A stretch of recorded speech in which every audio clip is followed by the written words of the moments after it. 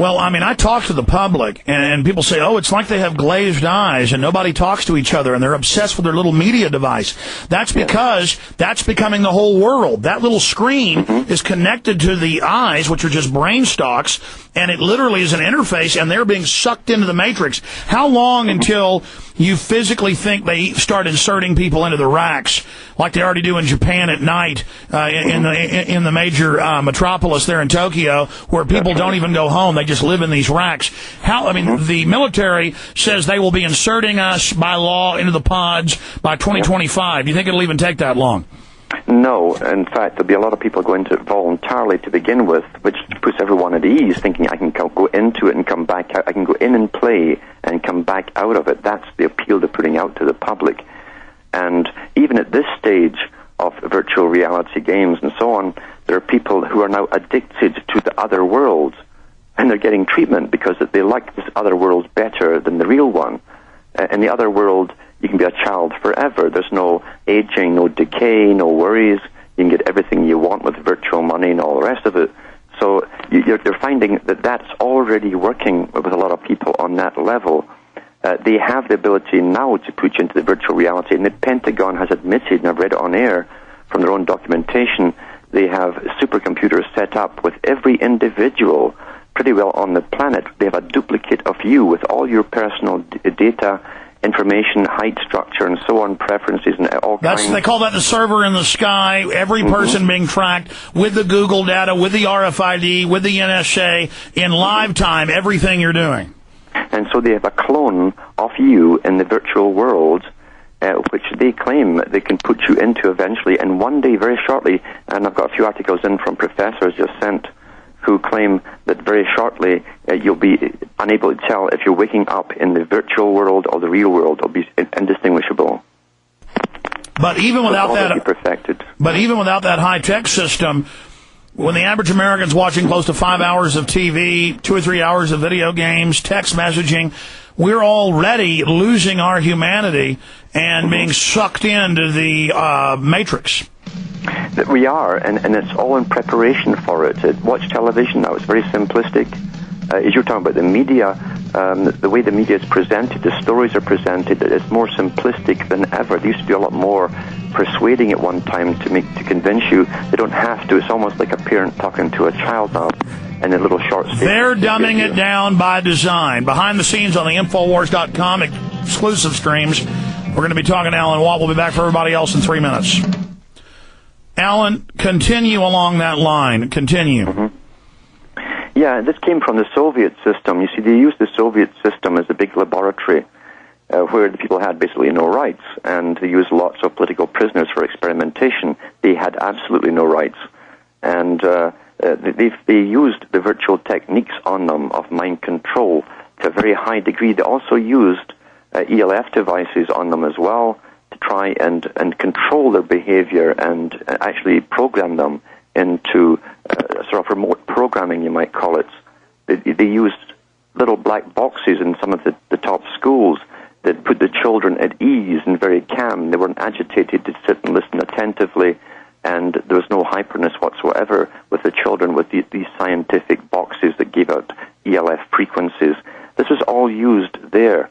And now we've blended with the Soviet system, as they said they'd do at the Rees Commission. That was the function of the big foundation, was to blend the Soviet system eventually, which they knew they were going to do, into the American system and that of the West, and use those techniques in an even higher level, to a higher degree, because the U.S. had the incredible tax bases to pull from and funding and institutions to work on these high-tech equipment. Well, we're seeing it now. This is the virtual world they want to bring us into.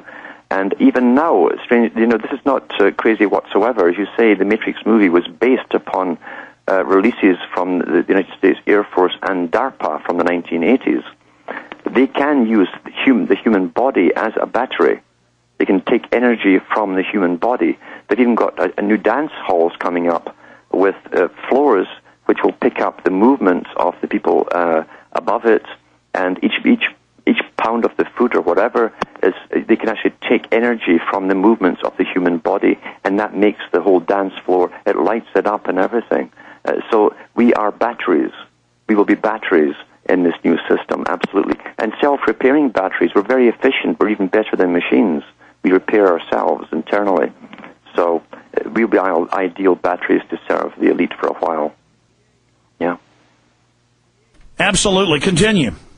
Well, you see, to most people, this seems shocking, but it's not shocking at all. As I say, that they've got a virtual you, every one of you out there, in these super Pentagon supercomputers, these Cray supercomputers.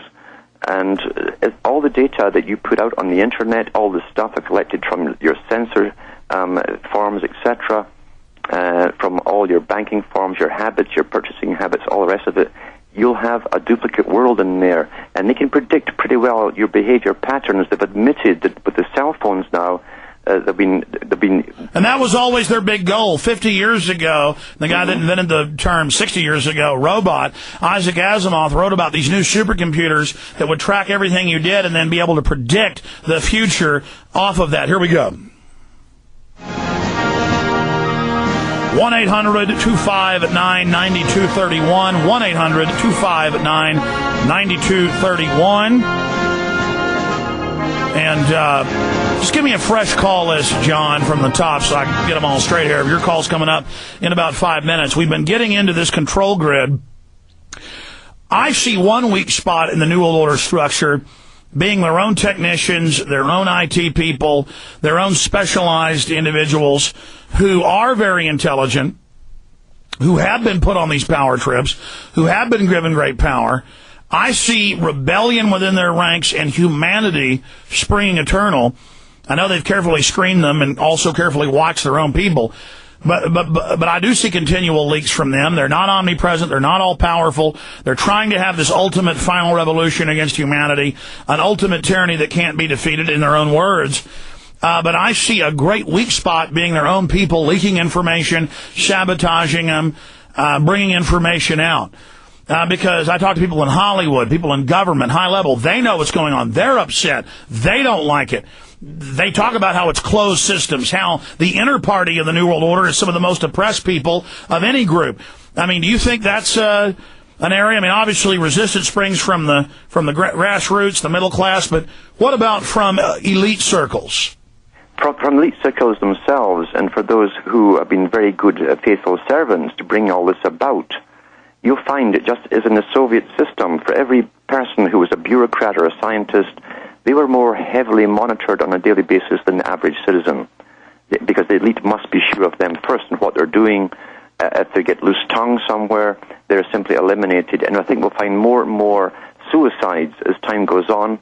When they, and that's how it will be presented to the public, with higher member bureaucrats or scientists, because it's been found that they're becoming loose-tongued because they're worried about their own lives. They know too much. They know that eventually their own function will be over, and they will also be eliminated, so they start to panic and talk to close friends, and they don't realize they're being monitored more heavily than the average individual or citizen in the street.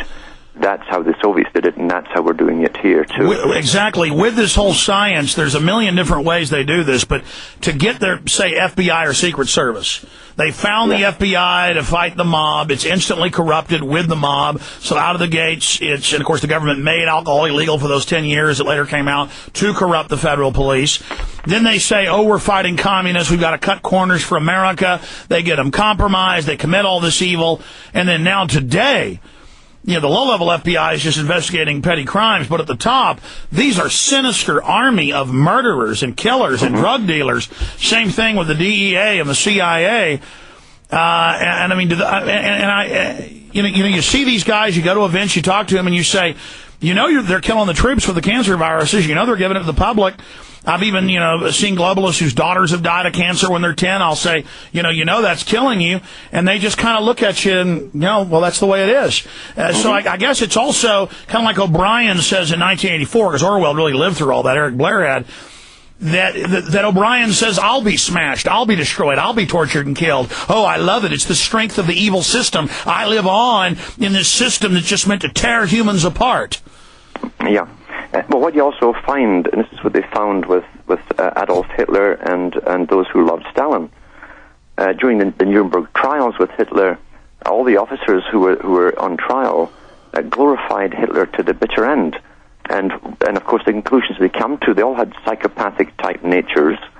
Within the psychopath, there's a sadomasochism is very, very, very obvious. They despise the inferiors beneath them in rank, but they glory in the power of those above them. They worship power, and so they worship those above them to the bitter end. And that's also the structure you have in the scientific and bureaucratic elite that runs the world today. They glorify the ones above them for having so much power. It's hard for a non-psychopath to understand. You cannot get into their mindset. But that's what works with them.